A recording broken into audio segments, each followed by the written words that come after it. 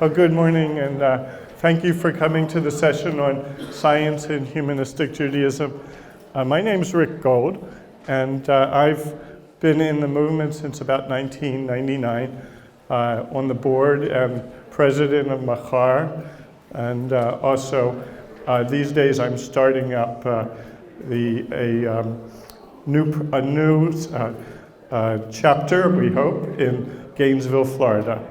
I'm also a member of the board of the society.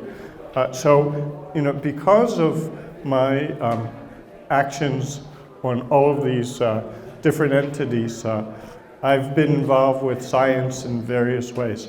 I've involved in Machar, I worked on mitzvah ceremonies, adult education, social action.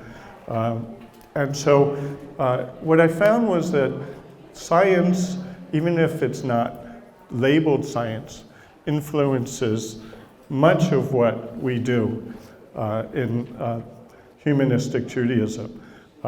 It affects, what's important to us is evidence-based social policy, science issues in public policy, and it's reflected in a lot of the activities that we undertake, such as mitzvah ceremonies and adult education throughout our schooling. And so what sets apart humanistic Judaism is this reliance on evidence and science as a way of determining how we deal with rituals, how we explain where we came from. And to individual humanistic Jews, science is an important part of our identity, our worldview. It's something that we feel that is important for us in terms of our identity as humanistic Jews. Now, science has been a thorn on the side of religion for millennia, well, at least hundreds of years. And it allows us to take into account some of the rebels that have come before us, people like Einstein and Galileo. But within the Jewish community, we've even extended it into people like Spinoza, who have criticized the validity of the Bible. So until today, no one has really tried to understand the role of science fully within humanistic Judaism. And Marc Swetlitz has had this bright idea of creating a survey that provides some information and data on where we are in this area. He's real excited to work with you today to identify the next steps to explore possibilities for the role of science in humanistic Jewish thought and practice. And it's going to be a very participatory event, and I look forward to it. Marc is a historian of science with a special interest in science and Judaism. He has a BS in psychology from MIT, an MA in Jewish studies from the Jewish Theological Seminary, and a PhD in history from the University of Chicago. He's written articles on Judaism, ecology, and evolution, including Jews, Judaism, and Evolution in the Cambridge Encyclopedia of Darwin and Evolutionary Thought. And he co-edited Jewish Tradition and the Challenges of Evolution with historian Jeffrey Cantor. Marc's an independent member of the society, and he participates in secularsynagogue.com, one of the first members as far as I know. He's taught high school and adult education courses, including organizing and facilitating a multi-year program based on the Sholem Hartman Institute's Engaging Israel initiative. He's also taught a course on Judaism without God at Congregation Beth Shalom.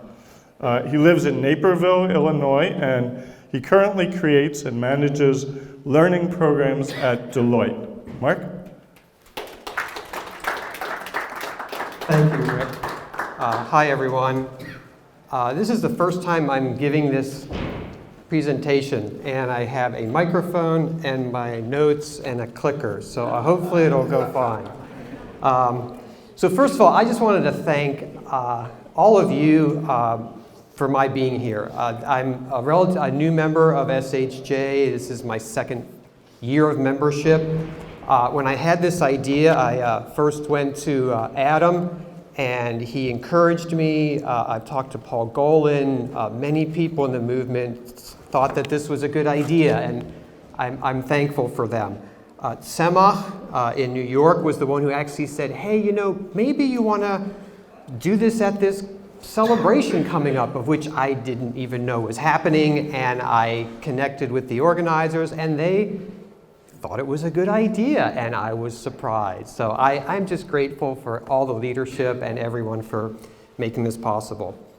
I joined independent member as an independent member of Humanistic Judaism because of my worldview, which is largely informed by science. What is independent member? I pay X number of dollars to become a member of SHJ as an independent member. So I'm not affiliated with any congregation. Yes. So one of the questions in the survey was for people that join SHJ or join Humanistic Judaism as an adult, how important is science? And here are the results. 42% said science was very influential. So I felt like I was part of the community here because I would have said very influential in the answer to this question. By the way, everyone has printout of all the slides if you can't read what's up here. So in our time together today, I have 4 topics and 4 questions. Now I know Paul had 4 questions too. I only figured this out 2 days ago when I was going through and I said, I have 4 questions. That's really exciting. So the 4 topics are going to say a few little words about the questionnaire.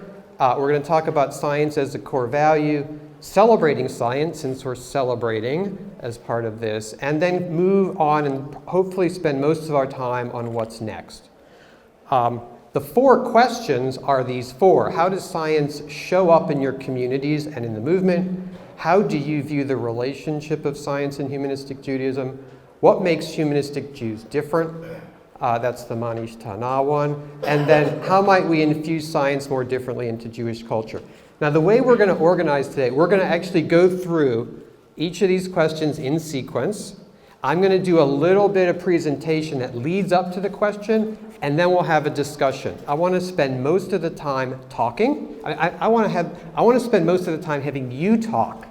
I'm less interested in you asking me questions, although we can maybe do it at the end. I really want to know your answers to these questions, right? And I'd like to hear that kind of conversation. So let's get started. And also, I'm going to weave the results of the survey into the various sections. So I'm not going to spend a lot of time going over the survey questions right now. But I'll talk a little bit about the demographics. 302 people completed the survey. 76 started it but did not, but they answered the first 2 pages, which had all the important questions. So 27 communities were represented. This is 77% were not raised as humanistic Jews, but 23% were. In terms of occupations, it was a question. So 50% of the people that answered it at some point in their life had a science-related occupation, 12% Jewish. This is the age groups that were represented. Baby boomers was the largest, obviously. Then these are sort of standard demographic terms. I didn't make them up, the silent generation, etc. We did have a decent representation from the Gen X and millennials as well. And in terms of adults, people with children, etc. So as I mentioned, I'm going to weave through this presentation more information. But the first thing I wanted to do is address the question of what is science. So that came up in several of the questions. What do you mean by science, etc.? So my answer to that question is, is that every survey that anyone ever takes has words in it that you want to be defined. Right? Are you Jewish? What do you mean by Jewish? Are you secular? What do you mean by secular? So it's just the nature of surveys, and I wasn't going to play with that because no survey I've ever taken has given definitions of terms. It just asks you to answer the question. But what I did do in the survey was ask people for their definitions of science. That was one of the questions. And the answers fit into 3 categories, which basically represent my view as well as what science is. I don't think science is one unitary thing. There are several features. So the first thing is that it's a method, the scientific method. Several people said that sort of thing. Science is results, the results of science, evolutionary theory, cosmology, etc., etc. Often people talked about that they were tentative, right? They're not absolute truths, etc. And the third is that science is a set of values, skepticism, integrity, humility, etc., right? And all of these came up in the survey. This is what people said science was for them, which I think fits in with my sort of general views as well. Curiosity, yep. Okay, so what I want to do is start into this science as a core value. Now, I'm not going to spend a lot of time here. We know science is a core value. I just want to point out a few what I thought were interesting things as I was doing my sort of research. So I'm a historian, so one of the things I did is I went back and I read every issue of Humanistic Judaism magazine, right? So it turns out that when I came here and found the first issue, the masthead, the first thing you read when you open up Humanistic Judaism 1967 is this sentence, which is in your, on your doc. But it has this sentence that says, unless we are willing to resolve the inconsistency between the conventional approach to religion and the empirical approach which dominates this scientific age, we will not survive. Through, I have a little pointer here. How does that work? Through experiment and innovation, we seek to reconcile the Jewish past with the Jewish present. So from scientific present. So from day one in Humanistic Judaism, science is, according to Sherwin-Wine, right, at the center of his understanding. There was also an article on recent experiments in physics. Is there a universal law of nature? So it's interesting that in several early issues, as well as later, there are just science articles. This is not normal in movement magazines, to just have an article about science. It's not that common in our journal, but it was there. If I go to the 1971 service here, dedicating this temple, there are 7 core values that were identified. Science is not here, but reason is. And it turns out that reason is science. This is the text from the actual service, and it says, in the age of science, the age of science is an age of uncertainty, age of courage, right? So for Sherwin-Wine, often reason meant science, not only science, but often science. Humanistic Judaism, as I mentioned, I read, this just relates, as I mentioned, articles about science, many articles about psychology and its impact on parenting, etc. Different topics that often included science. Reason and emotion. What's the place of emotions in Humanistic Judaism? Spirituality in Humanistic Judaism. Mysticism. All of those topics included intense discussions around science. Articles about archaeology and biblical history. There were book reviews of various popular science books in the magazine. And most interesting, I thought, just sort of is that in 1967, in his article, Sherwin-Wine wrote that it seems to me that the most significant religious discipline of modern times is anthropology. And in the most recent issue of Humanistic Judaism magazine, Richard Logan and Rabbi Jeremy Cradell wrote an article that drew upon anthropology. So that was sort of just interesting to me. The last thing is the SHJ graphic, which I just find fascinating, and I will refer to it several times. Science appears as one of the words in that graphic, so it now has its own place. So,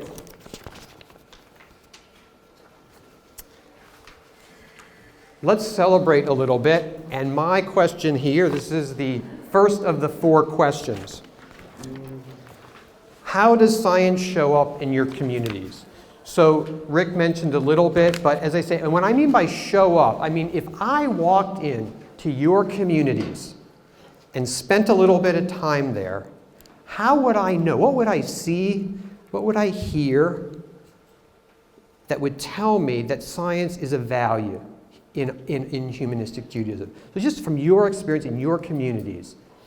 You're talking about our secular humanists. In your secular humanist communities, when you walk in the door, because and I'll give an example of when I walked in this building and had an experience and I said, science is a value here. What would people experience? Yes? Well, in ours, we actually have the large version of that previous slide. And we have it posted for everybody at our welcome sign when they come in, and they see that. And of course, within our service, our liturgy reflects science. So how does it do that? How does your liturgy reflect science? I don't have it memorized, but we do say it's humanistic values, talk about science and reason. Got it. Okay, so it shows up very directly in liturgy. Yep, okay. Eva?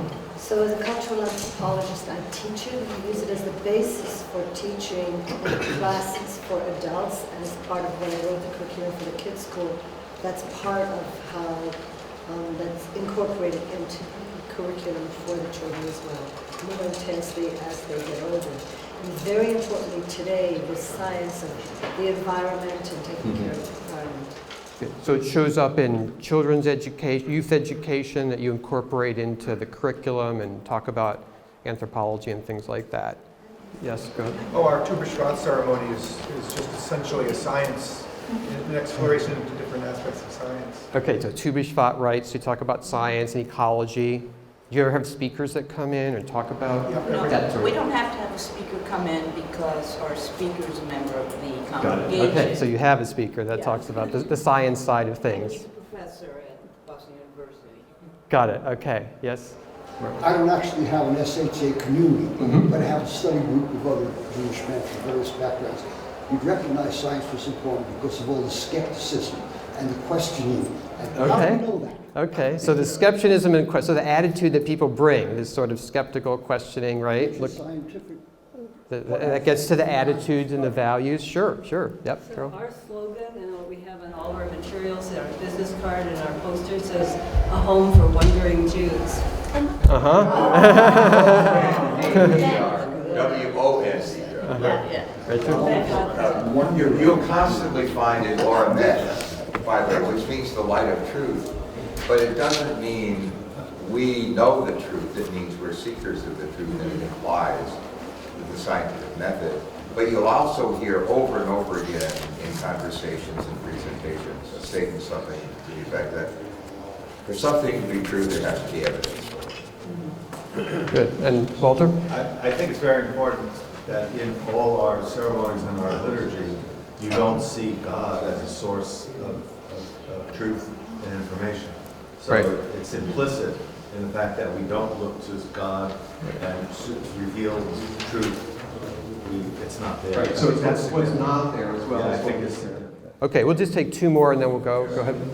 In our liturgy, it specifically states that science is the source of truth as opposed to faith.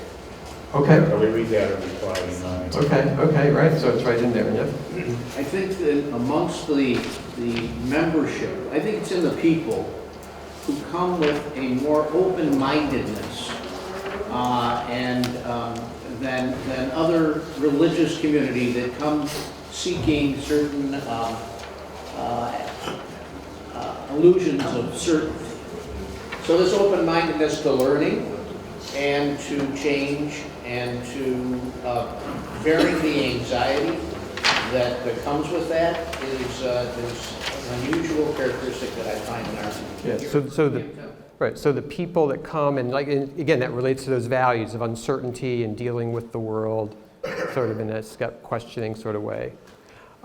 So again, I won't go through, but the things that I've sort of found were very similar. But I'm going to actually just skip to the last thing. So when I came to Birmingham Temple, actually, sorry, let me just flip back here. I came in October. I came October 26th. That was the weekend I was visiting, and Rabbi Falik was giving a talk about this book, Sex at Dawn, which was about early polyandry in human societies. It was a prelude to a subsequent talk he was going to give about the rabbinic statement that he and Denise talked about yesterday on sexual ethics, right? And I went up to him after this talk and I said, I'm so glad I came to the synagogue, to the temple here this weekend, because I'm doing this project on science and humanistic Judaism, and you gave this great talk about science. Because this book is all about, this is the quote from the cover, it says, weaving together evidence from anthropology, archaeology, primatology, anatomy, and psychosexuality. The authors talk about monogamy, polygamy, polygyny, etc. I said, it was a great science talk. He looked at me and he said, I didn't think this was a talk about science. I thought this was a talk about sex, right? And so it was like, of course, science is just sort of assumed, right? Like the fact that he would give a talk about science, no one would even notice that it was a talk about science. But for someone coming in from the outside, like me, coming here for the first time, like, my God, science is integral. I mean, it's just all over the place. But for him, it was like, of course, I'm talking about sex. I'm not talking about science. So I just thought that was a great example. So just quick, so moving on about, so moving into this issue of the second question is on the relationship of science and humanistic Judaism. Again, because it's Passover, I thought there was a really interesting example of this relationship. So for humanistic Jews, science has a very significant impact on history. And because historical study impacts how we tell the story during the Seder. So I'm going to use this graphic to illustrate that, right? So scientific study gives us a scientific view of history, which then feeds back into our holidays and our rituals, right? So this example of science and scientific history and its impact on holidays and rituals, I think is incredibly important because of the role that history has in humanistic Judaism. So from Sherwin-Wine's book, he says that a proper understanding of Jewish history is the key to humanistic Jewish identity. And for Sherwin, history was history informed by evidence, by the scientific study of archaeology, of texts, etc. There was a survey question which asked people how scientific different fields were. And as you'll see, history ranked at the bottom. Physics was at the top. Archaeology is right there in the middle. When we asked the question, if we had a program on science and humanistic Judaism, what topics would you like to learn about? Archaeology and history was at the top. Again, sort of reflecting this value. And so you can sort of see that even though, now the percentage of people who thought that history was very scientific was about 45 to 48%. So it wasn't hugely low. It's like people didn't think history wasn't scientific at all. But clearly it sort of reflects that importance, right, of history. And in that, as we mentioned about liturgy, right, in these sort of Haggadot, 2003, there's specific reference to archaeology, etc. And in the more recent Seder that Jeff created, there's again reference to archaeology, etc. That's sort of a part of the story. So the next question that we're coming to is this issue of the relationship of science and Judaism. So there were two questions in the survey about this. One science and humanistic Judaism can best be described as a relationship of, and how much of a contribution does science and humanistic Judaism make? So to the first question, this is the answer. So 76% thought collaboration was the best way to characterize the relation, 20% thought independence was. We'll get back to sort of what do these terms mean in a moment. On the contribution side, the percentages are over here. So people thought it was important and that sort of relationship. So I'm going to have several things to say about this over the next 45 or 50 minutes, but I want to open it up again and have you talk about how do you view. So I don't want you to focus right now on what you think these results mean, right? But just what do you think the relationship, how would you describe the relationship between science and humanistic Judaism? I'll start off by saying something I intend to provoke some thinking, and that is humanistic Judaism is more directly heir to the Enlightenment than any other movement in Judaism. And then you think about the science, coming out of the Enlightenment. So how would that shape the relationship between science and humanistic Judaism? If we're the heir to the Enlightenment, what does that mean? I would just say that it underpins all our belief systems. It enables for some reason. So it's the foundation of all of our belief systems, yep. Openness to possibilities of change of understanding of things. It's just a certain humility among true scientists. Yeah, and that's interesting because that goes back to the Birmingham Temple, right? The idea of uncertainty and humility was one of the words that Sherwin used when he's talking about science, right? Rick. Yeah, both scientists and humanistic Jews are skeptical of authority and question the status quo. That's not to say that they don't accept anything, but they accept it as a step towards further truth. Right, so there's sort of a shared value of skepticism that they have, right? Carol, did you? Yeah, I was going to say that in all the stories that are taught as though they were true in traditional Sunday schools and in traditional sermons, we look at, well, where's the evidence? So to us, it isn't Jewish history, it's just a story. Because there's no evidence. Walter? Science is essential to humanistic Judaism in that traditional religion has a lot to say about nature, evolution, so on and so forth.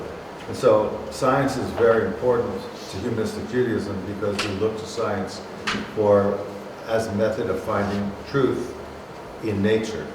And traditional religion doesn't use that method. So that's essential. But I just wanted to add that where I think the relationship breaks down is that science is a method of finding truth about nature, but it doesn't contain values of compassion and spiritual sorts of things that we also believe in, but that don't stem from necessarily a scientific view. Right. And so there are other things in humanistic Judaism, obviously besides science, there are other sources that feed the human experience and the meaning that humanistic Judaism provides to people. Yeah. I'm not sure if this is what you're looking for, but it strikes me that it does two things. Science helps, connects with principles of humanistic Judaism in which we're open to changing our perspective. And the sun is not sinking into the sea. The earth is not the center of the universe. We get new perspectives and change of way of seeing things that's is creative. It's a part of a process of learning. The other thing is, I think science is a source of wonder. I mean, the idea of what the Hubble telescope has done in terms of the whole consciousness of humanity has grown tremendously. The awareness of time and space and 14 billion years and 5 billion years of 4 billion years of life on this planet, where we are, how we got the infinity of the entirety and the finitude of our life is a profound interface. Mm-hmm. And so just the sense of wonder that we get from the source of this information, aside from just, and creation as it is, without having an initial cause. Right, yeah. So science can be, so just two more and then we'll go on.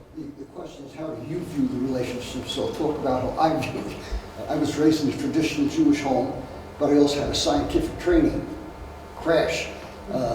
So what Humanistic Judaism does is reconciles that, which is a great tension reliever because I can kind of put it all together. Right, so that sort of integrity and that sort of consistency that we've heard about in other presentations, and the value of Humanistic Judaism to have that sort of integral sort of life. Right. Both science and Humanistic Judaism respect that the individual can be a capable knower of the world. And that's why that ties to the Enlightenment again, because before the Enlightenment, only the church and the monarchs were capable of knowing anything, supposedly. So what I wanted to do is just continue a little bit and talk about this question here about independence and collaboration, right, that we sort of pick, because that's going to become important. So the question is, there we go, okay. So the question is, what does the two words mean? So again, the person that wrote the person that created this question, and the reason I kept this question in the survey, even though before I sent this around to people and people were like, can't you change this question? It's too ambiguous. I don't know what any of these words mean. Right? This was created by a sociologist at the University of Texas in Austin, and this is a national survey that she did over 5 or 6 years ago on science and religion. And I wanted to keep this question in here because I want to do some comparisons between our responses and the general responses. So for her, independence meant no influence, meaning very classic. Science tells us what's true about the world. Religion tells us what is good. Religion has no influence on the scientific activity for the search for truth, and science has no influence on the religious quest and teachings around what is good. They're separate and distinct. Collaboration means that there's some sort of influence and relationship between the two. They collaborate with each other on each other's enterprises, right? And so in religious terms, the classic things could be that the study of science strengthens my belief in God, right? So science informs and strengthens my faith. Or on the other side, my faith can have an impact on my science. And I just picked one example of, and this is controversial, but I'll do it anyway, Einstein's phrase, God does not play dice with the world. So it's this idea that a view of God and what God means is going to influence the kind of natural order that I want my science to uncover, right? Natural, as opposed, there's a debate about quantum mechanics and its impact, and Einstein had initial concerns about the meaning of all of that sort of thing, right? So what I wanted to just explore a little, all of the sorts of things that you've talked about, again, came out in the survey. So I'm going to just talk about the relationship between science and Humanistic Judaism as a collaborative effort, right? So there's influence going back and forth between science and Judaism for a humanistic Jew. In this diagram, right, we have humanism as a cause on one side with science, and we have Judaism as a culture. So what I'm interested in exploring a little bit, and we'll talk about this more, is what's the relationship between science and humanism, and what's the relationship between science and Jewish culture. So, as we talked about, science impacts humanism because if humanism means without supernatural intervention, for many people, that's because of science, but not for everybody.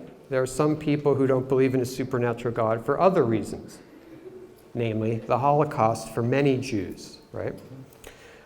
Science has an impact on ethics for many humanistic Jews. It shapes what our biology, anthropology, psychology may help shape what our values are, why people hold our values. But again, not for all humanistic Jews. Other people see other sources for values, but for some they do. Right? Science has an impact on Jewish culture, I would say, in two ways. One is indirectly. So because science says there's no God for some, that then affects our liturgy, right? We don't have God in our liturgy, so science has that impact. Science through ethics. Obviously, humanistic values impact almost everything we do in humanistic Judaism, and for some, that's because of science, right?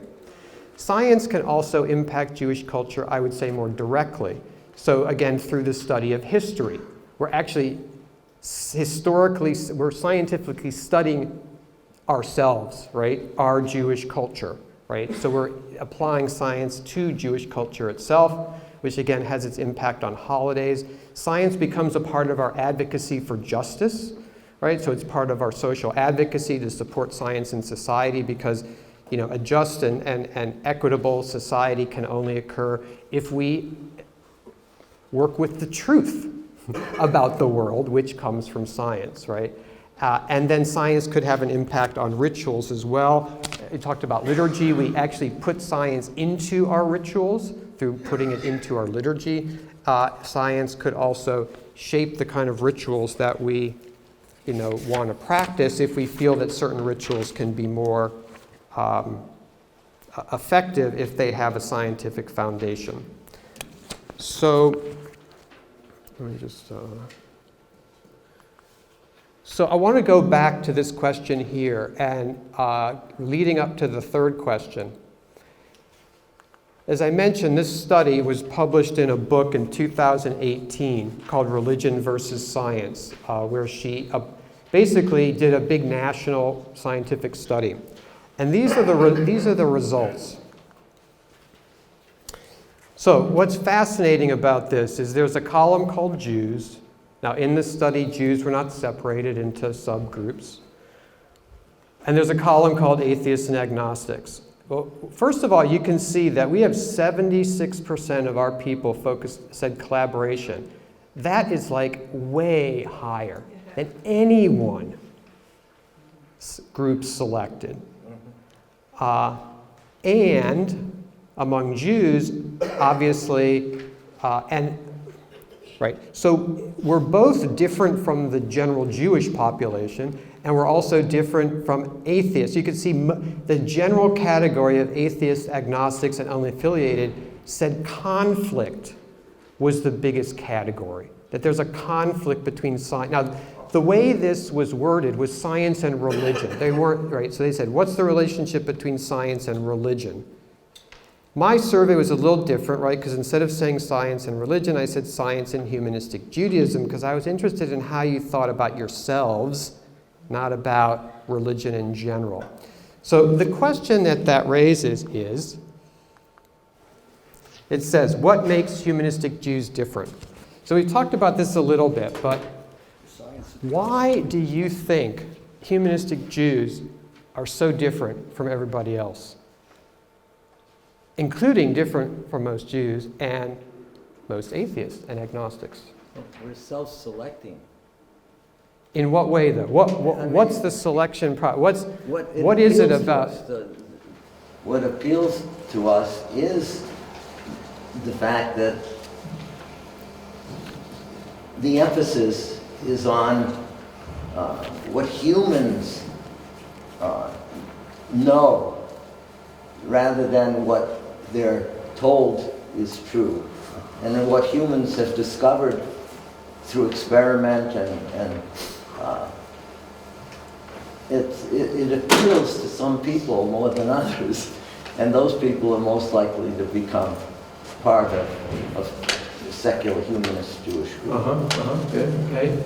I mean, I think as humanistic Jews, we've created a religious tradition, and I'm going to use that word in a broad sense, religious tradition, that allows our religion and science to function collaboratively, and that's not true of many other religious traditions. And what is it, how have we done that? How would you say we've done that? Like, how have we been able to create something that's collaborative? In terms of, you know, all of the different points that people have highlighted in our sort of the way we express our ideology, you know, in our journals, in our liturgy, in our youth and our adult education, we've created this like cultural, religious, ideological system where these two different fields can harmonize. Eva, your question, I've seen your face, so. Yeah, I don't think we're so different. I think that the way in which we're different is the integrity between our beliefs and our behavior. So if you look around at other people and other Jews, they believe a lot of the same things we believe, but it's not important for them to act it out. So I think that our difference is more in the way we believe in acting in a consistent and unified and integral way. Not integral, but with integrity. Yeah. That's how I would separate us. Right, okay, so because we have this intention to be an integrated and We have the courage to say, hey, if we don't believe it, we're not going to do it. Right. And if you don't think we're real Jews, we don't give a shit. Can I add to that? Sure. I totally agree. I would have said it as, for example, take the Passover story. You know, I think most people probably don't believe in the traditional story, but for Jews, it's an important story, and some people would ignore it. We take it to heart and say, this is what really happened. This is important to us to know what really happened. I think that's sort of what you were talking about. And so I think, for example, I was thinking about Unitarians, where they would fit on this. Yeah. Probably very similar, except they would probably focus on the independence more, that it would be 80% independent, because they don't care so much about the story. You know, so that's how I see how we fit in. We care about the story. Yeah, it was interesting that you say that, because I was thinking, and I hadn't thought about it before, but it would be interesting to do this with other subgroups of like Unitarians, ethical culture folks, and see if they also choose collaboration much higher than, say, other Christian or Protestant, other sort of other denominations. Because if they make an effort like we do to sort of work together, right? I mean, we make this sort of very concerted effort that we want to bring the two together. It's almost like the mission, right, of what Humanistic Judaism is about, is to be collaborative, whereas most other movements aren't, right? So that would be interesting to check out here. Why don't you? There's no outside hope and no overwhelming authority that tells us what to believe. We have to make of the myths what we will, and make our own lives by ourselves. Right. So that sort of decentralized, non-hierarchical structure allows this to happen because no one's sort of like saying, right. Richard? We value seeking the truth over the comfort of the familiar. Therefore, we will look at whether a story is true or not, regardless of how comforting it is and how traditional it is and so on. I would say it this way, that it allows us to take the stories and look at them as from a metaphorical standpoint, deriving perhaps wisdom or some insights from them, without being having to accept them in a concrete way or a reified way, which blocks us from seeing a lot of insights that science, for example, would be in conflict with. So I think that's an important thing. We have a compounding of insights. We have a wisdom literature as opposed to a revelation literature. Right. And Walter, and then we'll go. Just a quick point, and maybe it's so obvious, but it shouldn't be left out that a large percentage of the world believes that the truth about the world comes from divine revelation. And what's different about us is that we explicitly deny that and look to science to find the truth about nature. Okay, we're going to move on to the last question, which is sort of what's next. And I'm sort of a little lost in my notes, but I will. Yes, so what I want to do, so the question of looking to the future. There were two questions that I want to prep us with. One is the question about satisfaction with current reality in terms of science-related activities. So, somewhat satisfied is most, very satisfied, not very satisfied. 28% said there were no science-related activities in their communities or humanistic Jewish life. There's a lot of things you could drill down here. I don't know exactly why. Quantity. Do people want more science-related activities? Most people said yes, somewhat. Next group, satisfied, a few, increase a lot. So I use that as sort of, so a couple things here. Interestingly, the millennial group, right? They had a smaller number of people responding, but a higher percentage within the millennial group wanted more science than any other group, if that makes sense, right? Science-related occupations were less satisfied with the quality of science activities, which might make sense, and wanted a little bit more of science. But if you take out, so I did sort of a cut, let's take out all the people that are in science-related activities. How does it affect this data? Very, very small. So it's not like the data was skewed by people that are in science professions. I did a lot of cuts on data to sort of see if there were significant impacts by age, by occupation, and it turns out the answer is no. These results are very consistent across those sorts of groupings. Before we talk about what we might like to see in terms of increasing, right, maybe science-related activities, I just wanted to spend a minute on the position of why science is not important, right? There were 40% of the people that said, we're fine, right? While science can be incorporated, we need to be careful that the emphasis does not take us away from our need for community, our heritage, and our traditions.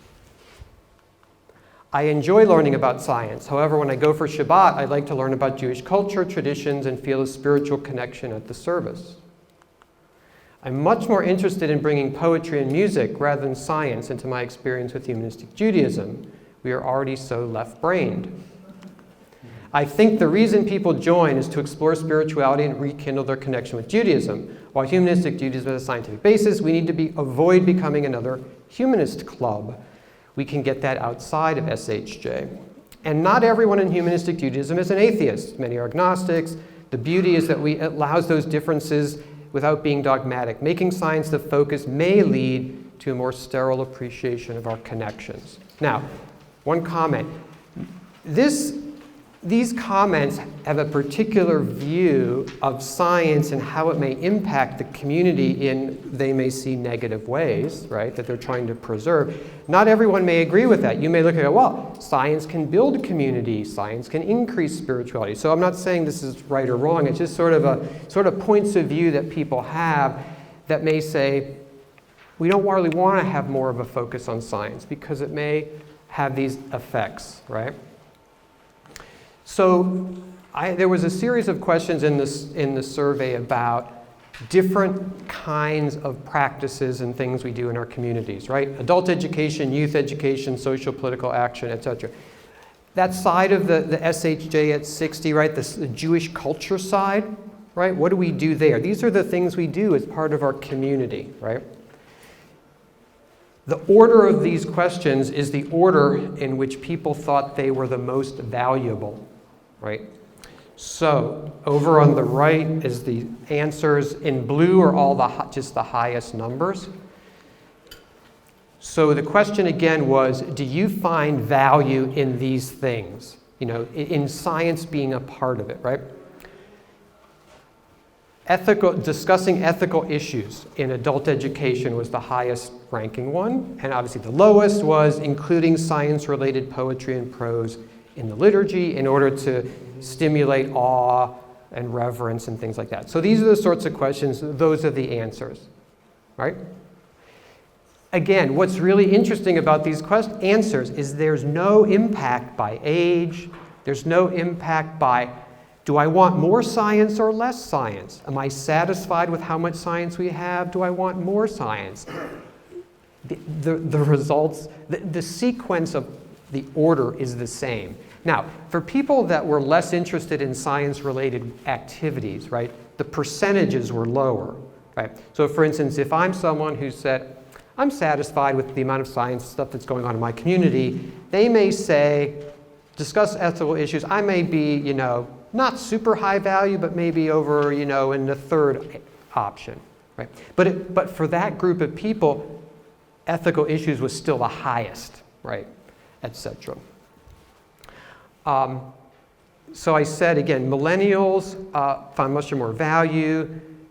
This is people with Jewish education, right? Obviously, for them, youth education was important, social political action, rituals, and liturgy, right? People that have more Jewish education felt that that was obviously more important. Okay. Can I ask a question? Sure. How did you separate the last two? Because poetry and prose, whether it's science-related or just whatever, it has an emotional content that's very much related to the previous one from my perspective. That's why Yeah, so the question was, yeah, very similar, right? The question for the last question was, how much do you value including science-related prose and poetry in Jewish liturgy in order to experience awe and reverence, right? So if you're in a, the other one was just, it said, how important is, if science told you that doing a particular ritual practice would improve your emotional well-being. If someone did a scientific study that said if you meditated 3 times a day and said this, that you would become a more emotionally stable and well-being. How much would the fact that science supports that practice as being good for you, how much would that affect whether you do the ritual or not? Yeah, I understand that, but here's what I don't understand. Awe is an emotion. Emotion is the body's response to a thought in your head. So you're thinking, wow, this is amazing, and you have an emotional, I don't understand the separation of those two. You don't need to go further into it. And just in that regard to that question, I think one of the most inspiring services that Jeff Falick has put together includes a piece by Carl Sagan on the pale blue planet. And almost everyone has read and heard that. It'll bring a tear to your eye, you know, based on that kind of famous speech, and we read it as opposed to playing Carl Sagan saying it. You can get it on the YouTube if you haven't seen it. It's fantastic because it's taken from a spaceship out near Neptune or something, looking back at the Earth, and it's kind of reduced to a barely visible pale blue dot. And it's a profound thing where he's talking about everyone you've ever loved is on this planet, every king, every nation, every war, you know, and kind of gives us a different perspective on where we are in the atmosphere that we own too. So it's very moving. It's wholly science derived, and has a wonderful, wondrous sense to it too. So I think that that's what that alludes to. If not, I hope that. Yeah, no, that's a good example. So the last question, which we can talk about for the rest of our time. This, again, is just another quote that's sort of saying, while science can be used to support Judaism, it may be harder in practice. We need to be clear about where our traditions and history converge with science and where they do not, and why. So this is the question. How might we infuse science more or differently into Jewish culture? Where are there fruitful opportunities? And if there are barriers or challenges, how might we address them?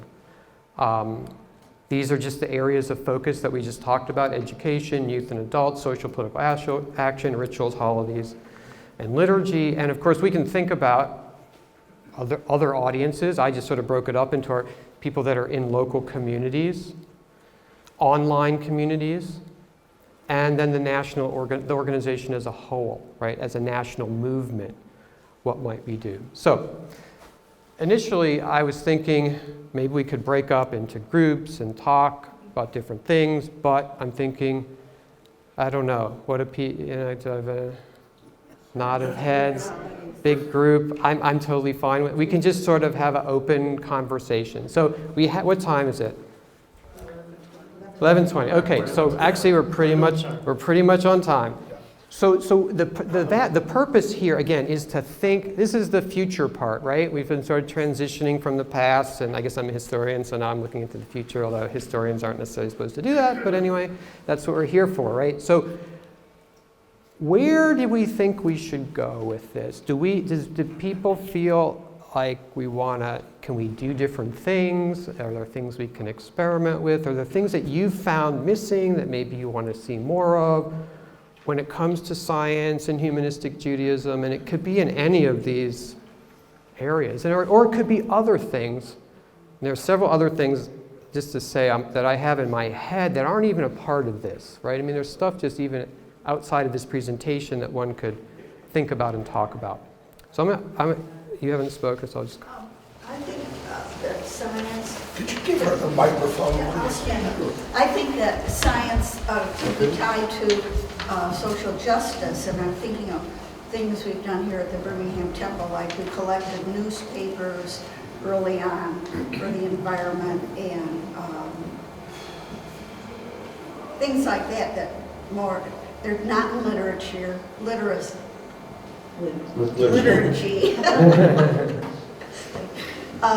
And they're not emotional or anything, but I think it's more like social action or justice. Yeah. And I think science and social justice are a perfect fit.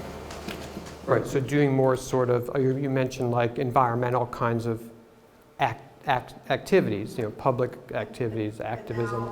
We can talk about things like measles vaccinations, and all that is social justice.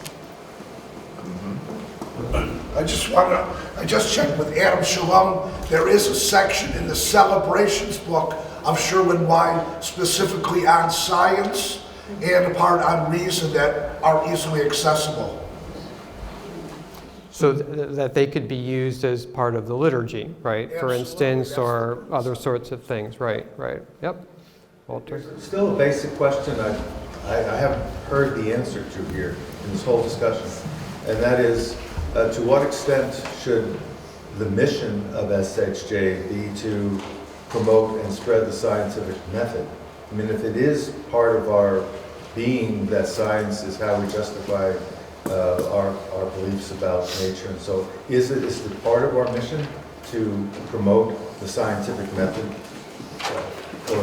And if it is, how do we do that? Any thoughts that people have on that? Yeah. Yep. We could spread applications of the scientific method. For example, having more presentations on the archaeology of the ancient Middle East. And doing that how? Well, that's an application of science as opposed to getting knowledge about the ancient Middle East from the sacred texts. So you're saying talking a little bit about how people went about doing that research, yes, etc. So talking about the process. as well as the results. Exactly. Got it, okay. Rick? Yeah, we're not in a role of selling science, but on the other hand, it's important that new members, continuing members, continue to receive the message that we are evidence-based, we honor the scientific method, and that we use that as a means of defining our practice, our beliefs, and we do not rely on faith. And that needs to be repeated in many different fora, many different rituals, activities, and so it's important that we continue to say that. Just because there are members coming in and out and who just say, well, what is this? What's going on here? You know, they need to continually hear the basis for why we do what we do. Well, so I'm wondering if what you said is actually sort of selling science in a sense. It's indirectly sort of saying that the science and the scientific method is important, right? Because of it's evidence-based, etc., right? Yep. Yeah. One of the traditions within Judaism that really moves me is tikkun olam. And if ever that was an important concern, we're becoming more and more aware of its existential importance at this point. The other thing that science does that I think helps broaden our attitude about everything and anything having to do with humans is greater and greater scientific understanding of the diversity among people. Diversity among different types of cancers, for example. Just diversity of how people react to different drugs and to things in the environment. Allergies. I mean, appreciation of diversity, I think, is a form of respectfulness. Just realizing that just because I feel some way and you are you and you are unique. We're all unique. And I think that sense of uniqueness is a very high, valuable quality for us to affirm always. And I hear it being affirmed by Adam constantly. So anyway, tikkun olam and diversity. Right, so the tikkun olam fits into what you were saying, right, about climate change or the environment, right, and to the extent that those become social action, social justice issues that we as a movement want to tackle, then science needs to be just a part of it, right? That promoting the most updated element, right? Just a quick comment. When you talk about science, you turn off a lot of people because they studied other stuff and they don't like it. But if you talk about reason and understanding and evidence, I think that's where we have to focus. The word science is a turnoff to many people. And why set up extra barriers? We don't need that. I'll come to you. I'll come to you. But actually, I'm interested in this question because on the survey, and when I did some phone interviews with people, and again, especially for people that aren't scientists, right? When you talk about science, people either the first reaction is, well, I'm not a scientist, I really don't know what I'm talking about, or I don't understand things. There's sort of an intimidation. There's a feeling that, well, can I really participate in this if I don't know anything about science? And I'm just wondering if, like you're saying, using other words that sort of get at basically some of the same stuff is a better approach, and just what people think about that. Do people feel like we should use different language? I disagree with that as far as humanistic Jews. I mean, my experience is that we like science, and it isn't a scary word. And what I was going to suggest is that an option of something to do, this would just be like in our congregation, but I guess everybody can do it. The recent discovery that there are so many more universes out there, and all these tiny spots of light are as big as our entire universe. And then the whole theory of singularity, that everything started from one tiny dot and then expanded. To me, it's just so mind-boggling, and that's what religion was invented for, to explain these unexplainable things. But to me, would be a fascinating program, because I'm taking a class now on Kabbalah, and they talk about the sparks, and collecting all the sparks, that's Tikkun Olam. But the teacher talks about how, see, Jewish religion invented this, 2,000 years ago, and now the physicists are confirming it. So it would be so interesting to have that Kabbalist there and a physicist there to talk about the same amazing thing. What? Nuke it out. Is that the Daniel Matt thing, or Nuke it out. is that with Daniel Matt? Are you doing that one, or? Oh, the Kabbalah Yeah. famous. I don't know if he said that or not, but I mean, do other people agree that what science is discovering through the Hubble telescope? It's just so mind-boggling. How do you even think about it? Well, it relates to the whole awe thing and everything. Yeah. So other things just about the science, other thoughts about the word science. Go ahead. You've been reading it. So I'll change my comment that I was going to say. Well, you can do your other comment also. I think we need to do a better job in SHJ and in our community in general of not having of truly implementing that collaboration that seems to be comfortable to secular humanistic Jews.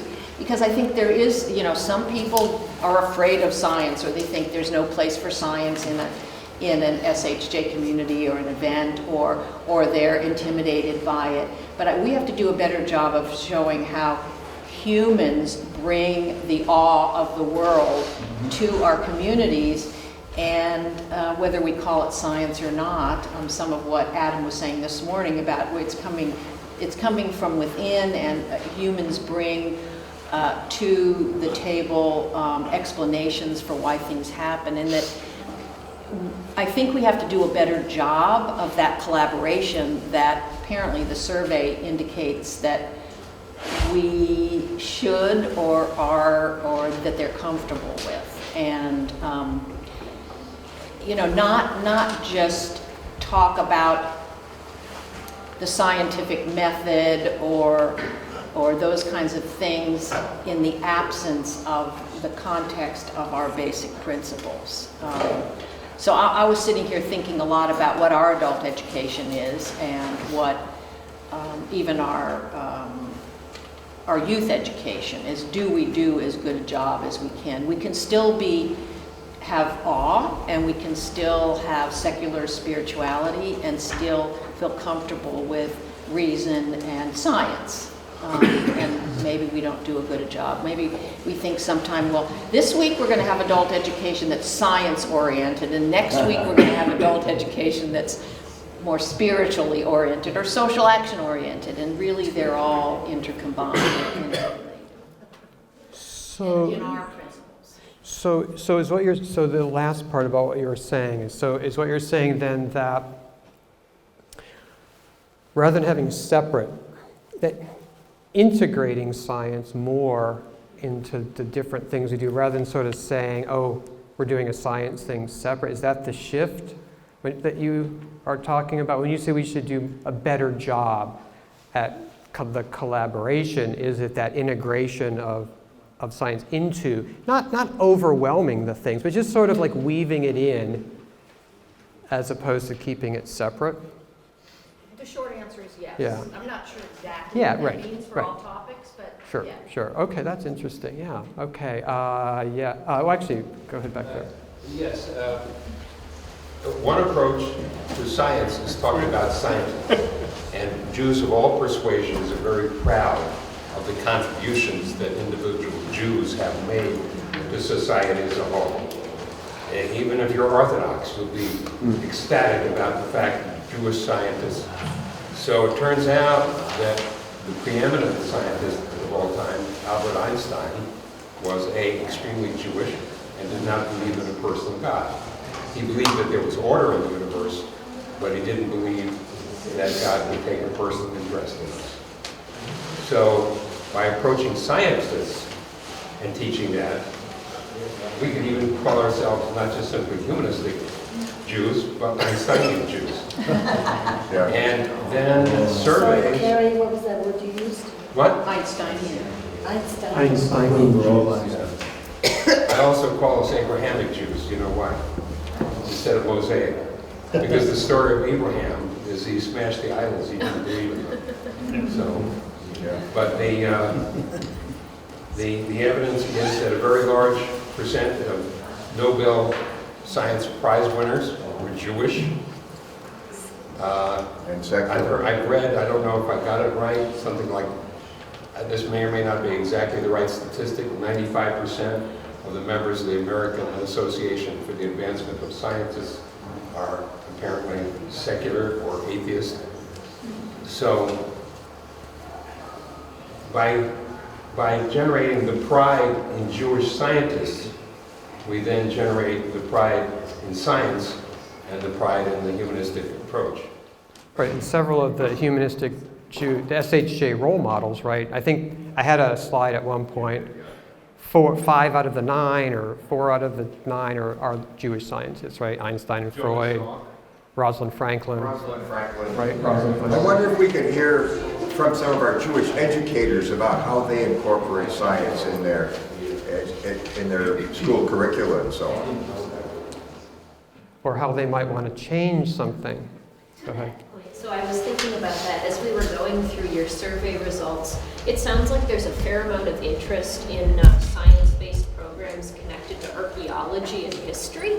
And something that I was thinking about, specifically in terms of how we celebrate Passover and Passover Seders we may use in our communities, I think a lot of the SHJ communities do a good job of being clear, in our Haggadot, okay, the Exodus story as it appears in the Torah, this didn't really happen, science tells us that, and that's a good first step. But I think something that we could do from there more clearly, and in a way, more inspiringly, is then what's the positive value? What does science tell us actually happened? And I think, in studying, that history, through the lens of archaeology, through the lens of academic biblical scholarship, we can learn a lot of really interesting things about where that legend actually came from, and not saying in some kind of, smug or super definitive way, we know it was exactly this way, but, in kind of a critical and a qualified way, science leads us to think that this may have been what actually happened. And so offering some of that positive information, statement of value from a scientific perspective, in our adult education, in our youth education, and to an extent in our rituals, I think that's something that we could continue to work on. So I want to just follow up a little bit with that, because I know we were talking about that a little bit. So in Jeff's recent Haggadah, right, so he has this whole thing about, so he talks about some theories of what the origins of the Jewish people might have been through archaeological and biblical. But the primary focus of the Haggadah, in terms of the values and the messages, is back at the mythical story. The mythical story is all about freedom. That's why we celebrate Passover, it's freedom. We know that's not the real story. The real history is over here. The question, though, is what values can we derive from the real history? And I know that Sherwin was very interested in that question, right? But it's interesting how that's sort of pushing it a little bit farther. So there's sort of it's a myth, but we can still get the value of freedom. We've done archaeology, we know there's sort of other theories, but so then what are we learning from our history that can either support the value of freedom, or maybe the messages of Passover should be more than freedom, or something else that we derive from the history? What does that teach us? So I don't know if that's sort of... Yeah, where you're going. I'm totally in agreement with you, and I think in studying that history, and I won't get into much to it right now, but I think we can continue to derive that positive value of freedom from it. It's a different narrative than the Exodus story as we read it, but in some ways it's related and it's in dialogue. Yeah, okay, that's interesting. Yeah, right. So, yeah.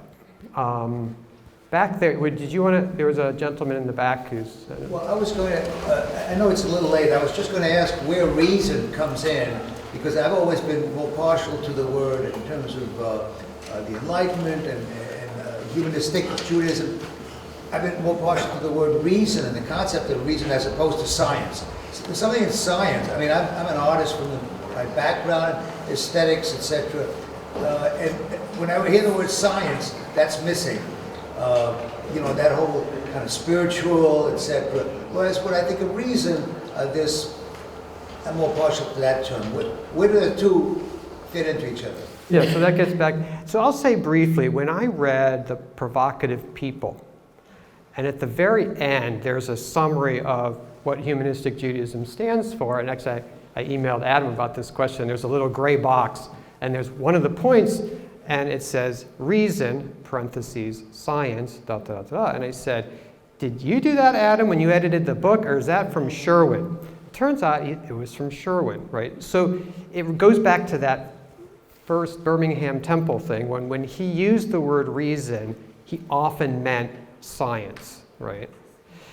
But in Judaism Beyond God, he has a section about reason, and he talks about 3 forms of reason. Sort of scientific reason, but then there's sort of natural, evidence-based, sort of experience. Like we learn from our experience, just as human beings. We don't have a method. That's just how we as human beings work. We test things out. We learn what works, what doesn't. That's a form of practical reason, right? And then there's sort of the more philosophical, logical reasoning, right, of deductive logic and reasoning. So reason can mean more things than just science, and I think that's a part of Humanistic Judaism. Science seems to be a big segment of reason when we talk about it. Yes? Yeah. If you go back to that original box that you were talking about from the first edition, there's a whole piece in there about courage. And courage is a reference to behave in a reasoned manner in the face of anxiety and danger. And science has a tolerance for change. It has a tolerance for uncertainty. And part of the way we live our lives is with a tolerance for this so that we have more freedom. The person who's said, hey, people are afraid of science, people are also afraid of a group that doesn't believe in God. So we understand people's anxieties, fears, and dangers. We've got them. But we don't give in to those. We try to manage those so that we stay more open and more free. And that gives us dignity. I actually like to answer the question that you posed there about how we can infuse science differently into our culture right now. So for a moment, I'm going to use culture in terms of our ritual behaviors. I think that when you just take a piece of scientific information and enter it into a program, it's too boring, it's just not inspiring. But if we got some wonderful poets and writers and songwriters to take that scientific information and create it into beautiful poetic and musical presentations, I think that's a really good way to incorporate science into our culture. So you're basically, just for people that maybe didn't hear, so taking science, knowledge, information, but creating beautiful, moving poetry that can sort of express the information, but also the emotion that comes along with that, and using that in the services or liturgy or ritual practices and things. Instead of dogmatic. Right. So, right. Yeah, and so it turns, there's a, man, now I can't remember the name of it, but there's some really interesting stuff going on right now, but people trying to do exactly that. There's a science and poetry event that's the second year in New York. Well, if you get the information, I would love to. You would love to talk, yeah, and it's not Jewish, but it's this really and they have these public events where they basically take science and people get up there and they write these creative, poetic, it's amazing stuff. It's like what he said before about the document, that is gorgeous and very moving. Rick?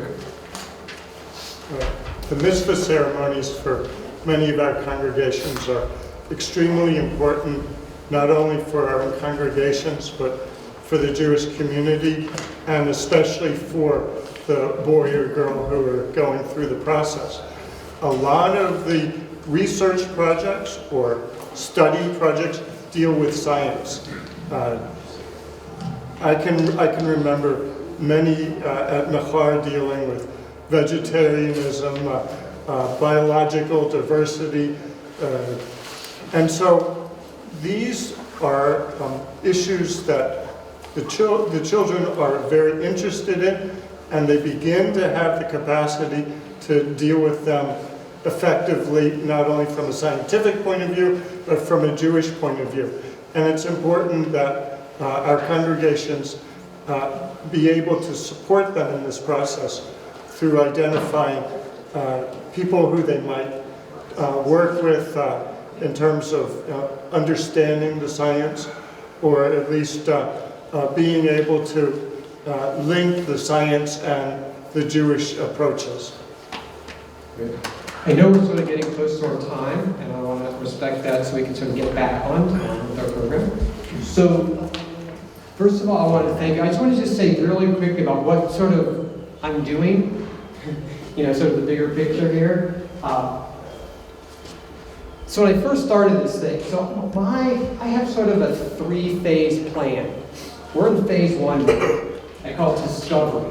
I'm just talking to people. I'm trying to figure out what's interested people, what the movement is about. I'm new to the movement. Where might there be some opportunities to grow and change and do things differently, right? Phase 2, which may happen next year or the year after, is to maybe try to do some more formal educational program that delves into some of these topics a little bit more, right? And I haven't think about this yet, but I'm thinking, given our whole online thing, doing something that's both online and something that can be done in your communities. So for instance, we could do online, so here's the scenario. Online 1-hour Zoom conference, invite a speaker to come for 20 minutes, maybe it'd be Greg, talk about technology, or someone else, or maybe someone in our community. And then we basically have some questions and discussion, we record it. That video we could then take out and make available for you to use in your community locally. If you want to invite people together, you watch the video, we have a set of questions you can talk about, you sort of do that in your community. So sort of like sort of continue this conversation about some of these different topics and then where we might go with them. So at the end of each of these, it's not just, the question is always what's next? What can we do in our community or a movement to sort of move on? And then after that, we'll see. I don't know.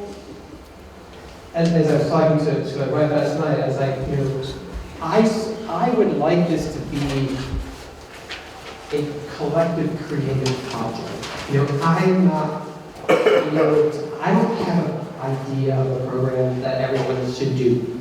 Hey, we should all do this. Maybe at some point I'll come up with something, but I sort of see this as a collective exercise, a collective enterprise, a collective activity for those people that are interested. If there's enough people that are interested in pursuing this, and getting involved, and talking about it, we can use it. So that's sort of what I'm about, what I hope to do, and I just want to thank you all again for this sort of being here, participating, sharing your ideas, and sort of continuing this conversation. So thank you.